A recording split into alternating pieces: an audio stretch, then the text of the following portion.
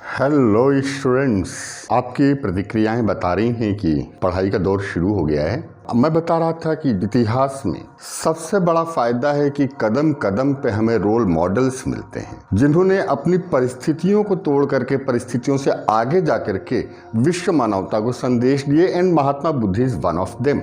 Before I should start my communication today, एक बार फिर कहूंगा कि जिन्होंने अब तक चैनल सब्सक्राइब नहीं किया है, please subscribe the channel. That is your support for a good reason. और अपनी प्रतिक्रियाओं, अपने सुझावों से हमें अवगत कराते रहिए। आइए चलते हैं एक लाइन के साथ कि कैसे आकाश में सुराख हो नहीं सकता, कैसे आकाश में सुराख हो नहीं सकता, एक पत्थर तो तबीयत से उछालो यारो। हमने देखा कि सिद्धार्थ, वैभव के बीच में पले सिद्धार्थ 29 वर्ष की अवस्था में जब गृहत्याग करके निकले तो उन्हें नहीं मालूम था कि मुझे कहाँ जाना है, मुझे किसके पास जाना है। बट एक लगन थी कि मुझे कारण खोजना है कि ये विश्व मानवता सुख तलाशते तलाशते दुख का पिटारा क्यों बांध रही है। वी सॉ कि उन्होंने ज्ञान पाया, वे उसके बाद धर्मचक्र प्रवर्तन किया महात्मा बुद्ध ने सारनाथ में, राजगृह पहुंचे, बिंबिसार से मुलाकात हुई और इसके बाद कपिलवस्तु पहुंचे। कहते हैं कि बुद्ध 7 दिन तक कपिलवस्तु में रहे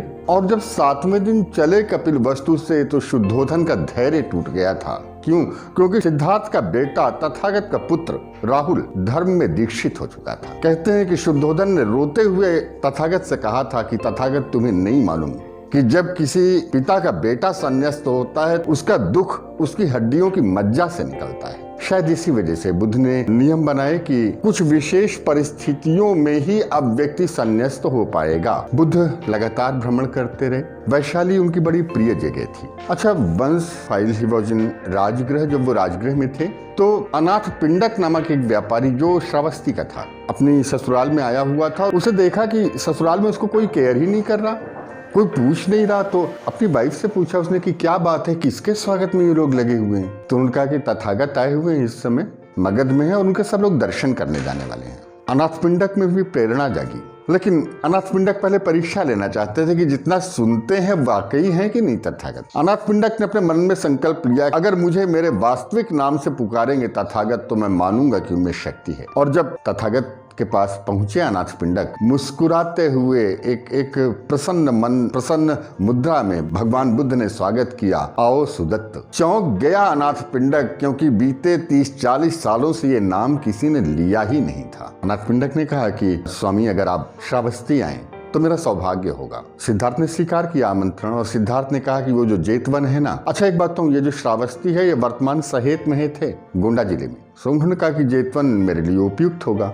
अनाथ पिंडक लौटते वक्त पूरे रास्ते में सराय बनवाते आए, पेड़ लगवाते हुए आए कि तथागत जब आए तो उन्हें दिक्कत ना हो। और जब वो जमीन उन्होंने खरीदनी चाहिए, जमीन राजकुमार जेत की थी। राजकुमार जेत ने बड़े घमंड से जवाब दिया था कि अगर तुम इस पूरी जमीन पर स्वर्ण मुद्राएं भी बिछा दो तो ये जमीन तुम्हें नहीं दूंगा। मुकदमा राजा की अदालत में गया और राजा ने कहा कि चूंकि राजकुमार जेत ने कीमत लगा दी है इसलिए जमीन उन्हें देनी पड़ेगी। बेहद भावप्रवण दृश्य रहा होगा जब अनाथ पिंडक के घर से बैलगाड़ियों में भर भर करके सोने के सिक्के ला करके उस जमीन पर बिछाए जा रहे थे। अंततः चातुर्मास के लिए भगवान बुद्ध यहाँ पर आए, जेतवन में रुके। अनाथ पिंडक ने शिष्यत्व स्वीकार किया। कहते हैं कि जैसे बादल बरस करके सफेद हो जाते हैं, रीत जाते हैं, वैसे अनाथ पिंडक ने अपनी समूची संपत्ति संघ के लिए सर्वस्व समर्पित कर दी थी। और जब किसी ने पूछा तो अनाथ पिंडक का जवाब था कि ये संपत्ति तो इसी लोक की है, मैंने जिस वजह से अर्पित की है वो मुझे जन्म जन्मांतर के बंधनों से मुक्त दिला रही है। वैशाली पहुंचे बुद्ध। वैशाली का एक और प्रकरण है आम्रपाली। जब आम्रपाली ने बुद्ध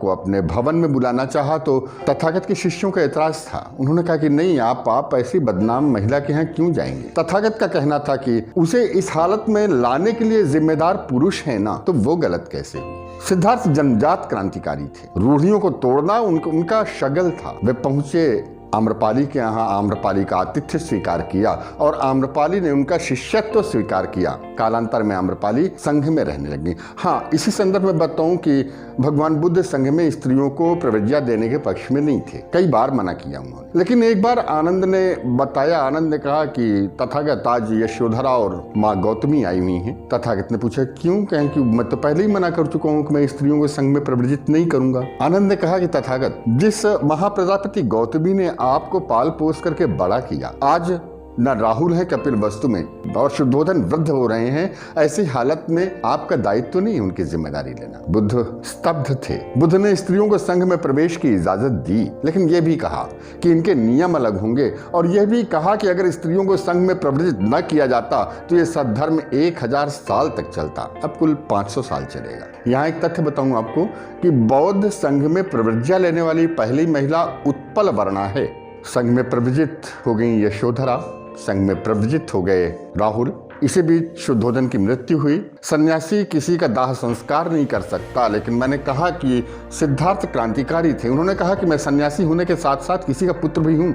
वे गए, उन्होंने शुद्धोधन का दाह संस्कार किया, अंतिम संस्कार किए। धीरे धीरे बुद्ध का जीवन का चक्र अपनी पूर्णता की तरफ बढ़ रहा था। इसी अवसर पर आनंद को उन्होंने अपना व्यक्तिगत सहचर नियुक्त किया और आनंद को उन्होंने धर्म भांडारिक की संज्ञा दी। मतलब कि जो कुछ मेरे धर्मोपदेश हैं वो संरक्षित रखना आनंद की जिम्मेदारी है। और सारिपुत्र गौतम बुद्ध के शिष्यों में थे, उन्हें धर्म सेनापति की संज्ञा दी तथागत ने और कहा कि जिस दिशा में सारिपुत्र भ्रमण कर रहे हों उस दिशा में तथागत को जाने की आवश्यकता नहीं है। ऐसे समर्पित लोगों का साहचर्य था गौतम के पास, महात्मा बुद्ध के पास। आखिरकार वैशाली में बुद्ध ने कहा, अपने शिष्यों से कहा कि अब उन्हें कुशीनगर पहुंचना है, 100 दिन के भीतर कुशीनगर पहुंचना है, क्योंकि उनकी जीवन अंत की तरफ बढ़ रहा है। बड़े दुखी मन से साथियों के अपने शिष्यों के साथ तथागत आगे बढ़े, कुशीनगर पहुंचे। फिर वैशाख पूर्णिमा की रात, फिर वही शाल वृक्ष जिसके नीचे गंधमादन कुटीर में पत्थर की शिला पर बुद्ध लेटे हुए थे। शिष्य रो रहे थे। आनंद ने पूछा, तथागत आज तक तो जो आप कहते आए हम करते थे, हमें बताएंगे शास्त्रा कि आपके बाद हम किसकी बात माने। मृत्युशैया पर तथागत का जवाब था कि आनंद, मैंने कब कहा कि मेरी बात मानो? मैं एक बात कह करके जा रहा हूं कि मेरे बाद अगर कोई व्यक्ति तुमसे आकर के कहे कि बुद्ध ने ऐसा कहा था इसलिए ऐसा करो, मत मानना। अंतिम उपदेश था तथागत का, आत्मदीपो भव। चुंद का नाम भी उल्लेखनीय है यहाँ पर। मृत्यु के पहले चुंद के यहाँ जाकर के भोजन किया था। उसी भोजन के बाद तबीयत खराब हुई महात्मा बुद्ध की और बुद्ध ने इस अवसर पर संवेदनशीलता देखी है कि मृत्युशैया पर पड़े हुए बुद्ध शिष्यों को उपदिष्ट कर रहे हैं कि चुंद पर क्रोध मत करना कि उसका भोजन खा करके मेरी तबीयत खराब हुई। चुंद भाग्यशाली है कि उसका भोजन पाकर के तथागत महापरिनिर्वाण की तरफ बढ़ रहे हैं। देखिए संवेदना कि उनकी वजह से किसी भी व्यक्ति को तकलीफ न हो। रात बढ़ रही थी, तथागत के देह छोड़ने के समय नजदीक आ रहा था।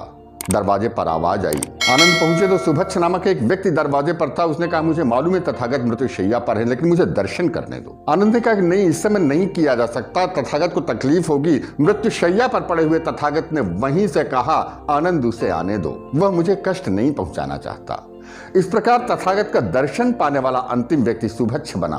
तथागत ने देह छोड़ी। समूचे उत्तर भारत में शोक की एक लहर थी। दाह संस्कार के लिए राजसंभार सरोवर का चयन किया गया। आचार्य द्रोण ने पूरे कर्मकांड संपादित करवाए और मृत्यु के बाद बुद्ध के अवशेषों को 8 भागों में बांट करके 8 राजवंशों को बांट दिया गया, जिन्होंने इस पर स्तूप बनवाए। विश्व में अगर विवेकानंद के पहले किसी व्यक्ति के नाम से विश्व भारत को जानता था, यकीनन तथागत थे। तथागत ने अपने जीवन के 4 आर्य सत्य बताए। 4 आर्य सत्य थे, दुख, दुख समुदय, दुख निरोध और दुख निरोध गामिनी प्रतिपदा। मैंने बताया था बुद्ध का ज्ञान था सर्वम दुखम। जन्म लेना दुखमय है, बाल्यावस्था दुखमय है, किशोरावस्था दुखमय है, युवावस्था दुखमय है। सिर्फ आगे आने वाले सुखों की तलाश में हम दुखों का बोझ भारी करते चले जाते हैं। और बुद्ध कहते हैं प्रतीत समुत्पाद्य, अगर कुछ है तो उसका कारण होगा, अगर दुख है तो दुख का कारण होगा। दूसरा सिद्धांत। तीसरा सिद्धांत कि अगर कारण को खत्म कर दिया जाए तो विषय खत्म हो जाएगा, यानी दुख का कारण अगर खत्म हो जाए तो दुख खत्म हो जाएगा, दुख निरोध। और चौथा बताया बुद्ध ने, दुख निरोध गामिनी प्रतिपदा, वह रास्ता जिस पर चल करके आप दुखों से दूर जा सकते हैं। ये थे बुद्ध के 4 आर्य सत्य, जो आधारित थे मध्यम प्रतिपदा पर, यानी कि मध्यम मार्ग का अनुसरण करो। महात्मा बुद्ध जीवन की व्यावहारिकताओं में विश्वास करते थे। दार्शनिक जटिलताओं में घुसना उनका उद्देश्य नहीं था।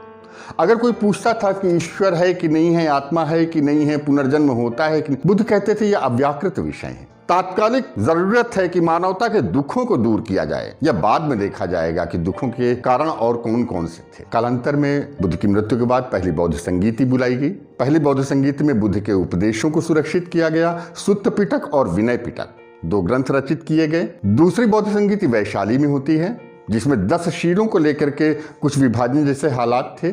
तीसरी बौद्ध संगीति 250 में अशोक की राज के समय में पाटलिपुत्र में होती है, जिसमें अशोक कड़े निर्देश देते दिखाई पड़ते हैं हमें कि अगर महासांघिकों ने इस व्यवस्था में कोई अवरोध उत्पन्न करने की कोशिश की तो उन्हें दंडित किया जाएगा। और चौथी बौद्ध संगीति कश्मीर में हुई, कनिष्क के समय में हुई और अभिधम्म पिटक लिखा गया। इस तरह त्रिपिटक 3 पवित्र ग्रंथ जो हैं बुद्ध के, वो तीनों आकर के पूरे हुए। बौद्ध ग्रंथ जो बोधिसत्वों की बात करते हैं, जो आने वाले बुद्धों की बात करते हैं, उन्हें अवदान कहा जाता है, अवदान कथाएं जैसे दिव्यावदान। और वे बौद्ध ग्रंथ जो बुद्ध के पूर्व जन्मों की बात करते हैं, उन्हें जातक ग्रंथ कहा जाता है। ये थी महात्मा बुद्ध के बारे में एक छोटी सी झलक। अगर इतिहास पढ़ने का कोई फायदा है तो यह कि हमें उन लोगों से मिलने का मौका मिलता है जिन्होंने दुनिया का दौर बदल दिया। वो एक लाइन है कि कुछ लोग हैं जो वक्त के सांचों में ढल गए, कुछ लोग हैं जो वक्त के सांचों में ढल गए और कुछ लोग हैं जो वक्त के सांचे बदल गए। Buddha was one of them. क्यों? विचार बदला था। So just a message to you, अपने विचार बदलिए। आप विजेता होने के लिए हैं, आप समाज में सितारों की तरह चमकने के लिए हैं। आप अपने आप को भूलिए मत, विचार बदलिए। एक नई मंजिल आपकी प्रतीक्षा कर रही है, आपके अपने सपनों की दुनिया, सिविल सर्विसेज।